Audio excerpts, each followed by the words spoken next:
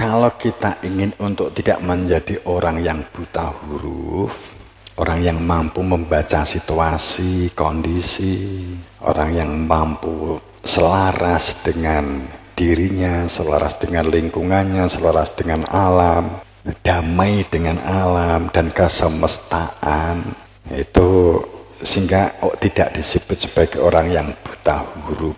Teman-teman jamaah rahimakumullah, kalau secara data statistik ya, yang dikatakan buta huruf bukan masalah tidak bisa baca dan tulis, karena banyak orang yang bisa baca tulis tapi sesungguhnya buta huruf. Ayat Iqra bismi rabbikal ladzi khalaq khalaqal insana min 'alaq Iqra wa rabbukal akram. Perintah Allah yang tertuang di dalam surat itu diperintahkan kita sebagai hambanya, Iqra, bacalah.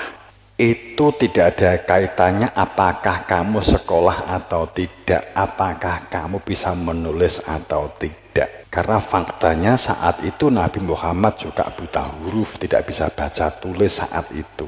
Nabi Muhammad itu bisa baca tulis, tapi ini kata sejarah, itu saat Yosua 47 dia mulai bisa baca tulis. Ini pada saat Yosua 25, 40 dia belum bisa baca tulis, katanya begitu. Tapi gimana benarnya? Udah saya nggak cerita ini dulu, kapan-kapan aja. Pada saat malaikat Jibril mendatangi Nabi Muhammad, kemudian menyuruh Nabi Muhammad, Iqra, bacalah, Iqra.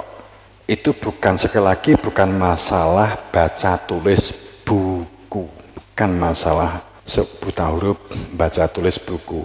Betapa banyak orang yang bisa baca tulis tapi sesungguhnya buta huruf. Betapa banyak orang yang bisa baca, bisa tulis tapi hidupnya nggak manfaat. Banyak orang yang bisa baca tulis dalam pengertian huruf-huruf, kata-kata, tapi menjalani hidup kebingungan.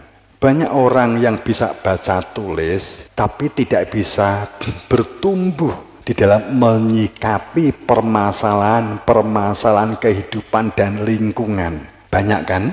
Iso maca tulis tapi kebingungan dalam menghadapi dirinya sendiri.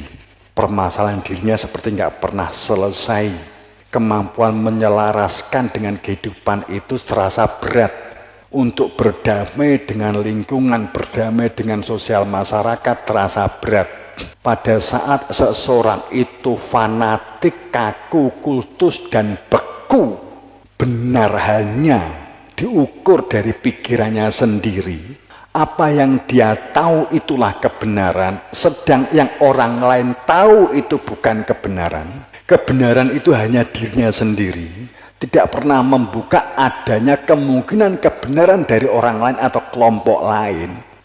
Maka sesungguhnya ini orang yang menjadi kaku, beku, dan keras kepala, fanatik dan kultus, sehingga dirinya tidak tumbuh dan berkembang. Sesungguhnya ini adalah buta huruf, huruf aksara, huruf tulisan. Ini buta huruf. Sayang, memang pendidikan kita tidak melatih untuk melek huruf. Pendidikan kita hanya kita diberi pembelajaran cara membaca. Ini Budi, ini Hani, ini Ibu Budi. Kita hanya diajari itu. Tapi nggak pernah tahu siapa Budi itu.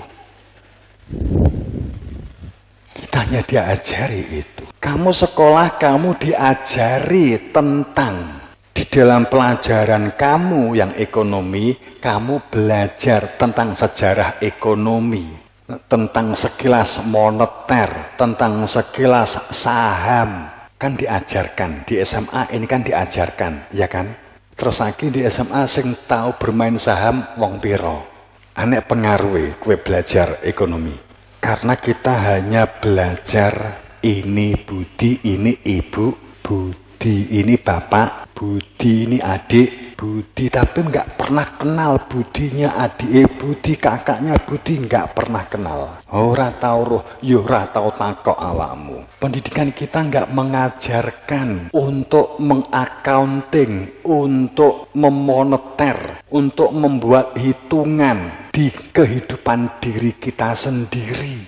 Kowe sekolah jam piro, kowe entuk sangu piro, cara ngelola sangumu, cara mengelola waktumu, cara mengelola pikiranmu, cara mengelola buku untuk pengaruh terhadap kehidupanmu, cara mengelola kehidupan sosialmu, cara mengelola survive, cara mengelola membuat mitigasi. Ini nggak pernah diajarkan dalam sistem pendidikan kita. Dengan kata lain, pendidikan kita sepertinya membentuk dan membangun manusia hanya bisa membaca, tapi buta huruf, buta aksara dengan fakta diri, kehidupan diri. Itu malah awalam yatafakaru fi anfusihim, yang didawi kan supaya kita membaca itu. Jadi kemudian sekarang hidupmu terasa rumit, terasa sulit, terasa bingung, wajar karena sistem pendidikannya seperti itu. Berarti kowe wis roh to sapa sing kudu disalahke, kan ngono ta? Wong saya ngaji iki supaya kowe iki nyalahke sapa ben ketok. Keliru neh kan gitu ta. Kita nggak akan pernah belajar kalau kita hanya mencari kambing hitam dari sebuah kesalahan sistem. Ya, maka untuk tidak menjadi buta huruf, sudah paham maksud saya ya, buta huruf seperti apa? Kalau kamu jadi guru, jangan menjadi buta huruf. Kalau kamu jadi petani, jangan menjadi buta huruf. Apa gunanya iso maca tulis? Apa gunanya nyekel HP? Manfaat enggak? Apakah justru dengan HP itu saya males di sawah, saya males kreatif, pilih HP-nan daripada nandur, pilih HP-nan daripada memberdayakan lingkungan, pilih HP-nan daripada waktunya dapat kita gunakan untuk nandur hal-hal kecil, gawe polybag misalnya. Upamanya seandainya kamu pilih HP-nan, berarti kamu buta huruf.